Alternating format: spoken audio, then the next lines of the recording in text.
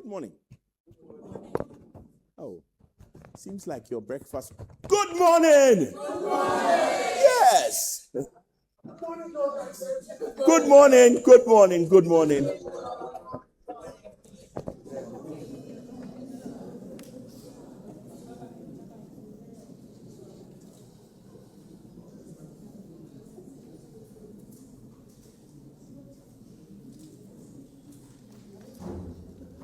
An Islamic scholar changed my life. He changed my life. He turned my life into a completely different direction. He turned my perspectives differently. He turned my values around. And you know, it wasn't because he spent time preaching to me. It wasn't because he tried to convert me.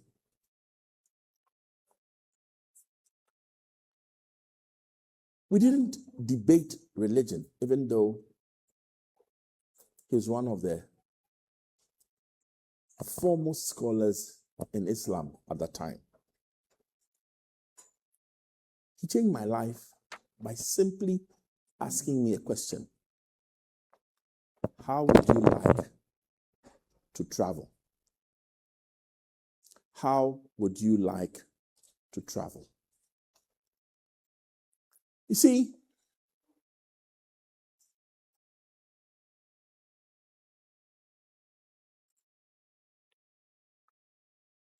and you're not allowed to laugh.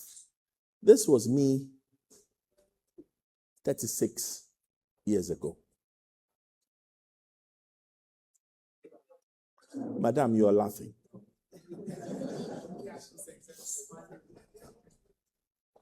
I was sexy then, wasn't I?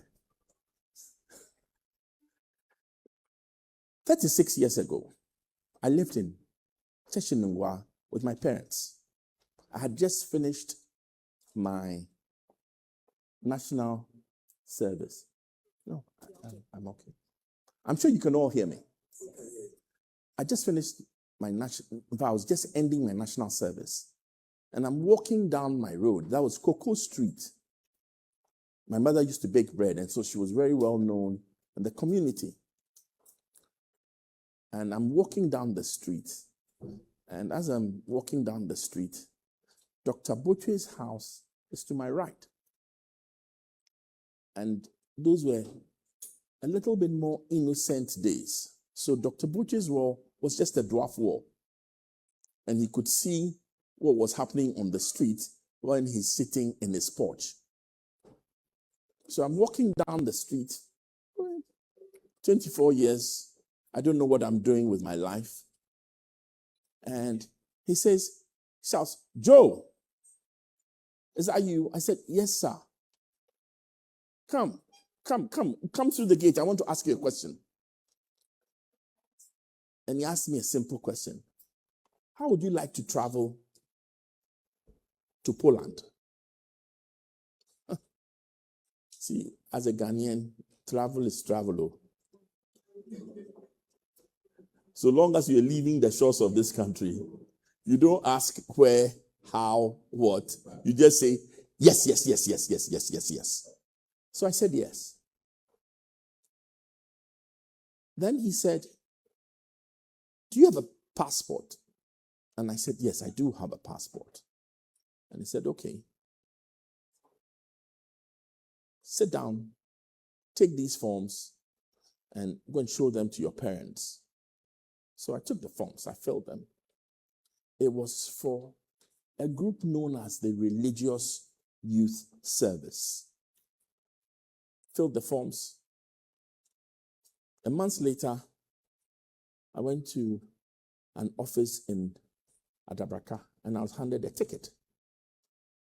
And somebody took me to an orientation. And all the orientation said to me was that you're going to Poland. You've been selected as a member of a group of 120 young people. You've been selected as a representative of the Methodist faith. Now note, this was an Islamic scholar who had selected me as a member as to represent the Methodist faith. And you're supposed to represent Sub-Saharan Africa, black people. So, well, it was okay. Got on a flight. It was long. Finally ended up in Warsaw and traveled, had an orientation. But the crux of this story is this. Of the 120 people, we were of different races, different countries, and we were all aged between 18 and 30.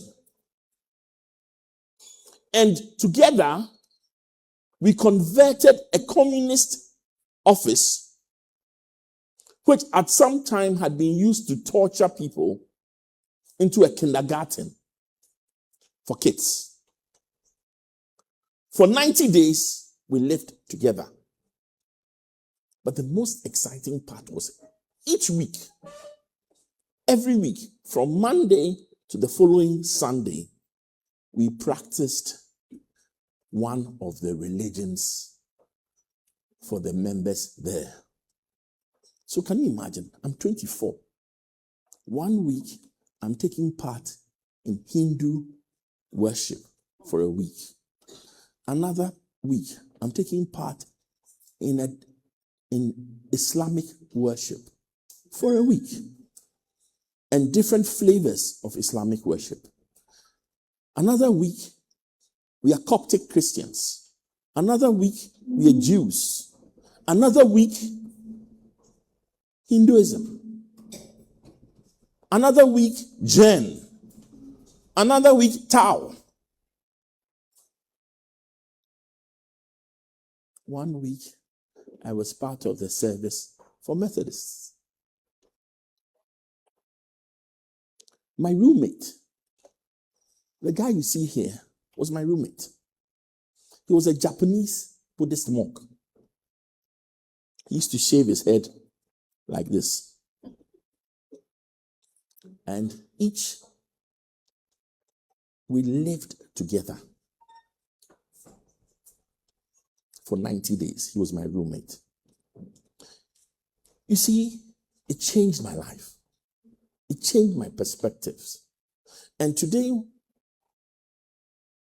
when we talk about interfaith, I have a completely different experience because I've lived through, experienced maybe 5 times as many faiths as we have in this room today, as we have in this country. And how can you hate someone when you live with a person, you eat with a person, you work with a person?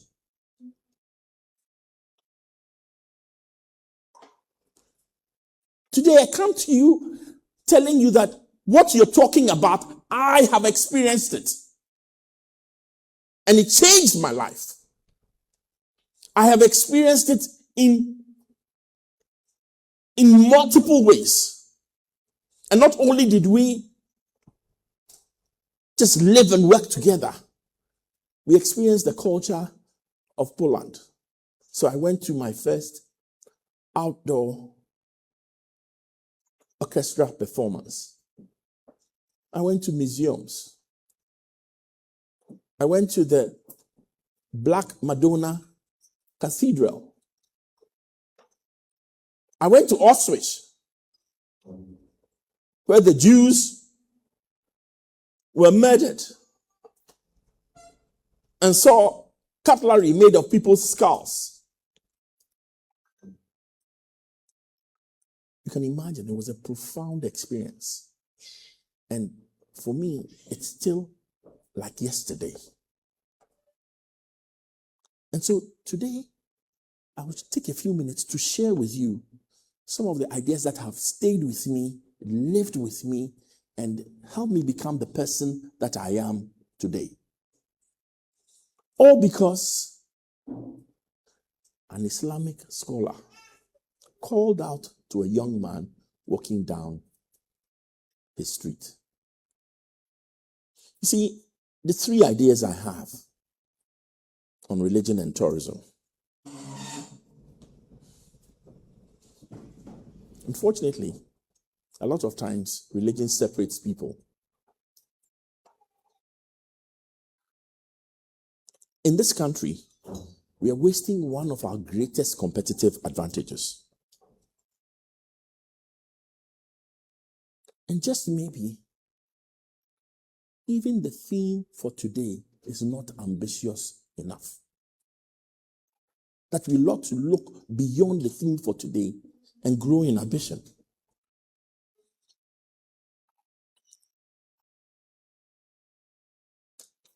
You see, tourism forces people to come and live with you. So when there's tourism, you are not separate. Tourism is dangerous to prejudice. It's dangerous to racism.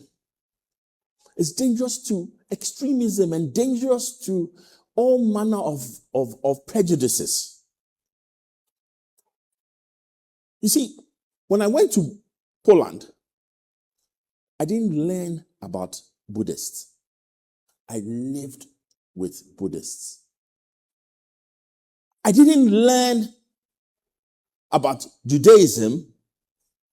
I lived Judaism. I didn't just, so you see, tourism has an opportunity to give me an experience that drops all my prejudices. I remember, aside from my roommate, one of the persons there who became a really good friend of mine was a Coptic Christian from Egypt. That makes a difference. You see, I didn't just observe culture, I lived it. I painted buildings with them. I broke down walls with them. And that changed my life. So religion, if you give people a chance to experience it, to live it with you, will stop being what separates us and bring about something. And that is what tourism can do for us.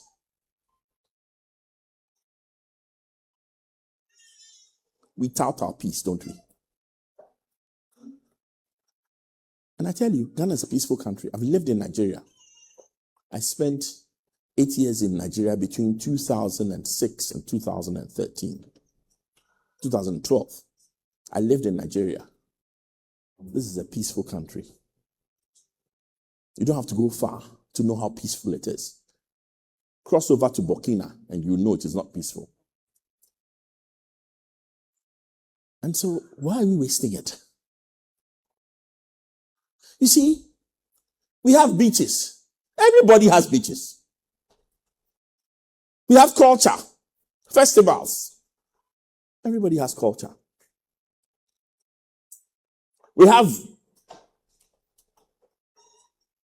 buildings and memorabilia to offer to the wider diaspora. We're not the only countries who can do that. Go to Senegal. But there's one thing we have which is unique. We have peace. We have peace in this country. So, why are we not selling peace? So when I challenge you to say that you may not be ambitious enough, I'm saying the tourism is not just to bring jobs and everything. One of the things that we must be selling is peace itself. It's one of the strongest things we have. And so just maybe religious tourism is not enough. We can sell the fact that in this country, it's not just religious tourism, but we live the peace that others should emulate. You see, If we become religious tourists, and somebody comes and takes beautiful pictures, and yet still goes back hating his friend because they are from another religion, then just maybe we have failed. So what we should be selling is not just religious tourism. We should be selling the fact that we live in peace. We should be selling our peace dividend. We should be using that and saying, come to Ghana and come and experience the peace that we have. So today I challenge you. I challenge you.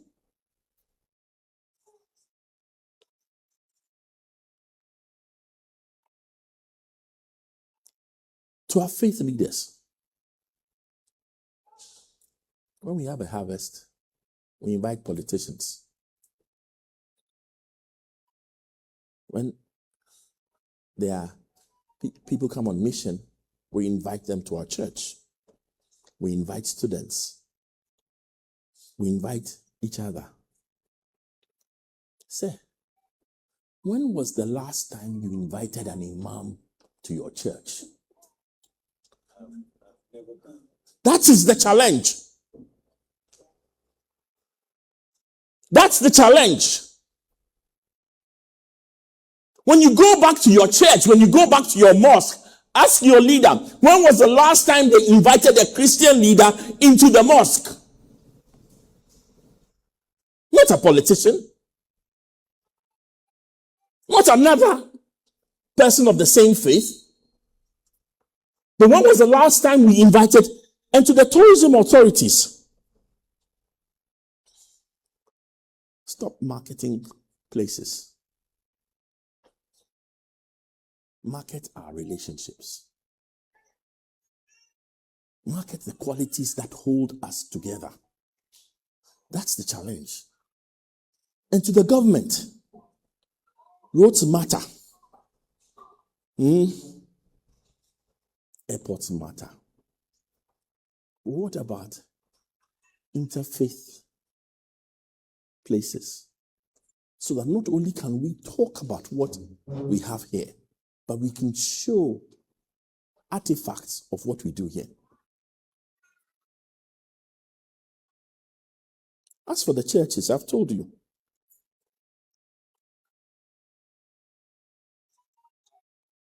Let the youth fellowship visit a mosque. For the mosque, visit a cathedral.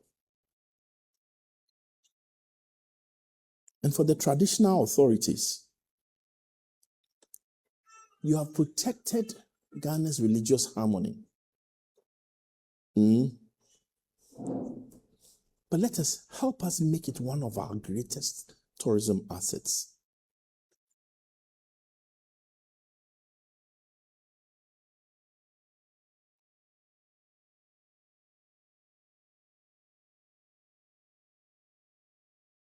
This shouldn't happen and cause so much of a news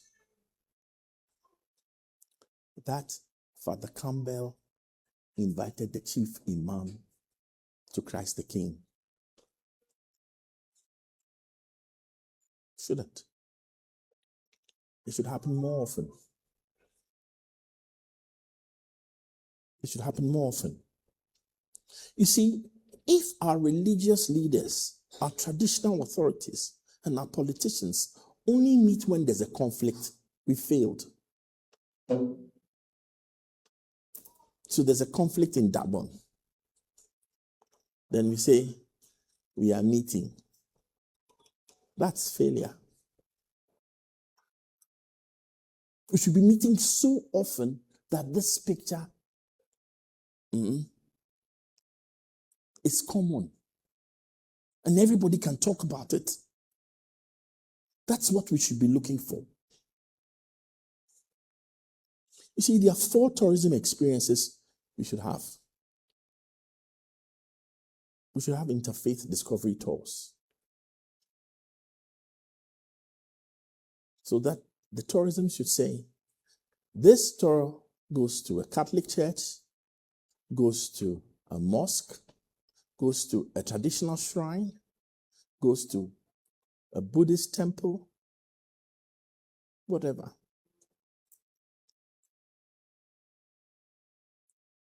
And this is what we accomplish. And at each place, you have a faith service. It's not just that you go and look at it, but you experience it. That's what made the difference to me. It's not just that I read about another religion. It's not just that I heard about another religion, but I lived another religion. We should have festival exchange programs. And when we're talking about festival exchange, it's not Homowo versus some other festival. It's religious festival exchange programs. And can you imagine if we had what we call a Ghana Peace Passport, where when you do all this, we stamp it with your name and we give you a passport that you carry proudly and say, I was in Ghana, I experienced the peace in Ghana, and these stamps represent the different faiths that I came to. That will make a difference. That is what will change things. Let's commit that each of us will encourage our faith to adopt another faith. Adopt the mosque in your area. Do programs with the youth. Let the Muslim youth and the Christian youth have games together. Let them have a festival together. Let's have religious youth service modeled on what I experienced, but local. Let's go to a village and as Interfaith, live through 30 days of building a school for one of those schools under trees. Let's commit to that Interfaith peace tourism route. And let each of us, our chief executive, Kebot, said we should become ambassadors. Let's commit to becoming ambassadors. True ambassadors of Interfaith. You see, 36 years ago, a Muslim scholar changed my life. Today, I ask you, whose life are you changing? Whose life are you changing? Thank you.